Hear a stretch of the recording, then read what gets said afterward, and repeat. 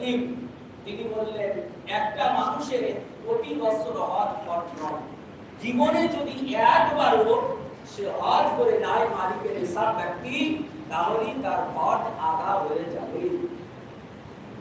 আর এই পবিত্র হজ এই আপনার জিলহজ মাসে এই হজ যারা করবে আর এই হজটা তাদের হজ্জে মাকবুল হবে, যাদের হজগুলো কবুল হয়ে যাবে, জেনে রাখো তারা এমন মানুষ হবে যেমন কোনো বাচ্চা সবে মাত্র মায়ের পেট থেকে জন্মগ্রহণ করবে। যখন কোনো বাচ্চা মায়ের পেট থেকে জন্মগ্রহণ করে তখন নিষ্পাপ হয় না? নিষ্পাপ যাদের কোনোই পাপ থাকে না, কোনোই কলঙ্ক থাকে না।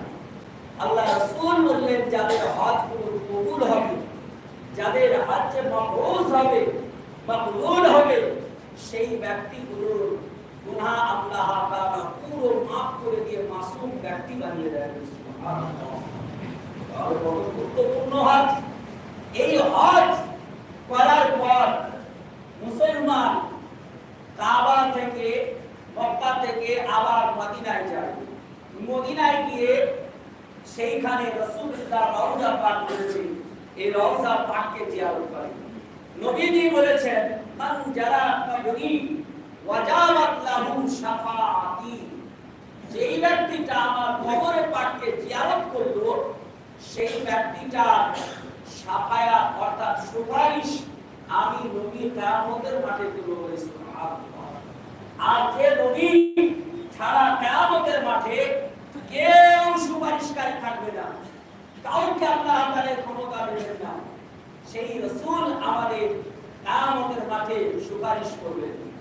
আমাদের সকলকে চেষ্টা করতে হবে যেন আমরা কমসে কম একবার নবী পাকের রওজা শরীফকে জিয়ারত করতে পারি। যাদের প্রতি হজ ফরজ নয়, হজ হয়নি, সেই ব্যক্তিরা কি উমরা করতে পারে। আর যাদের প্রতি হজ, তারা তো হজ অবশ্যই করবে, আর ওখানে গিয়ে উমরাও করবে। আমরা উমরাতে গিয়ে যদি নবীজি রওজা পাক জিয়ারত করতে পারি, কাবা শরীফকে দর্শন করতে পারি, কাবার ভিতরে যে পাথর রয়েছে হাজরে আসওয়াদ, আসওয়াদ মানে যে কালো, আসওয়াদ মানে যে কালো, যে কালো পাথরটা আছে, এই পাথর হচ্ছে জান্নাতি পাথর। এই পাথর স্পর্শ করা মানে আল্লাহ তাআলা তার গুনাহকে মোচন করে দেয়। সুবহানাল্লাহ। আল্লাহ তাআলা আমাদের সকলের নসিবে যেন হজ এবং উমরা লিখে দেন, যেন আমরাও সেই পবিত্র কাবা শরীফকে দর্শন করতে পারি, নবীজির রওজা পাককে জিয়ারত করতে পারি। আর হজ করার পর হাজী হয়ে যেন হাজীর মতো চলতে পারি। হজ করে এসে যদি আমাদের চলনটা হাজীর মতো না হয়, যদি আমাদের ত্রুটি হয়, তাহলে যেমন আপনার মাফ করে আল্লাহ সাফ করে দিয়েছে, তেমন করে আল্লাহ আবার পাকড়াও করে বন্দী করে দিতে পারেন। যার জন্য আমাদের সাবধান হয়ে জীবন অতিবাহিত করতে হবে। আল্লাহ পাক আমাদের সকলকে পবিত্র হজ করার তৌফিক দান করুন। সকলে বলি আল্লাহুম্মা আমিন। আল্লাহ তাআলা এই জিলহজ মাসে আমাদের যাদের ভাগ্যে হজ লিখেছে তারা তো অবশ্যই যাবে।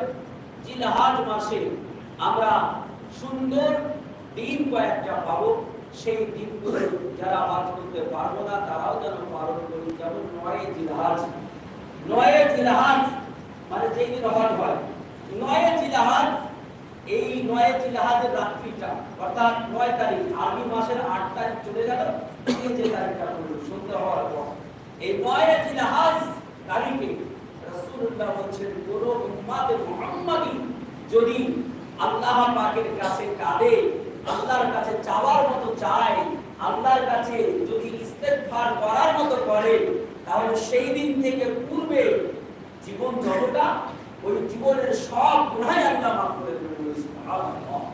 আল্লাহ তাআলা সেই দিনটা যেন আমাদের মাফ করার তৌফিক দান করুন।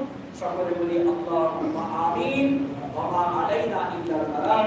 আসসালামু আলাইকুম ওয়া রাহমাতুল্লাহি ওয়া বারাকাতুহু।